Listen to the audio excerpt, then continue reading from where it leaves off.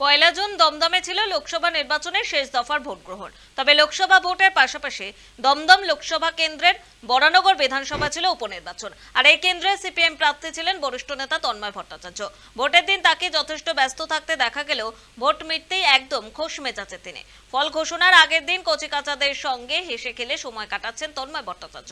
পাশাপাশি মনে করা হচ্ছে জয়ের বিষয়ে যথেষ্ট আশাবাদী সিপিএম এর এই প্রবীণ নেতা। কোন লাইটটা কি কখন জ্বলবে, গ্রিন লাইটটা জ্বললে কোথায়। বরানগরের ভোট খুবই ভালো হয়েছে এবং এখানে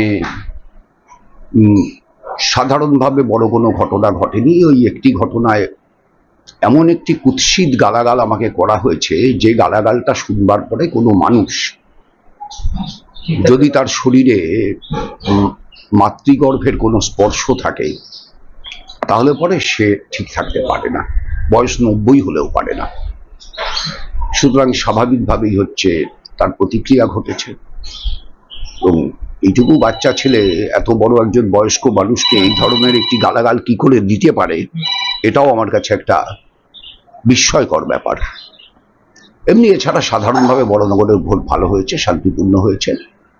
বিশেষ করে আমি পুলিশ প্রশাসন যখন যে বিষয়ে তাদের হস্তক্ষেপ করতে বলা হয়েছে তারা হস্তক্ষেপ করেছেন। কেন্দ্রীয় বাহিনী, নির্বাচন কমিশন সকলের ভূমিকাই একেবারেই যথোপযুক্ত ছিল, তাদের কোনো সমালোচনা আমার নেই। আর মানুষের প্রতি তো শ্রদ্ধা, সহমর্মিতা, সমীহ সবটাই অনেক বেড়ে গেল কালকে।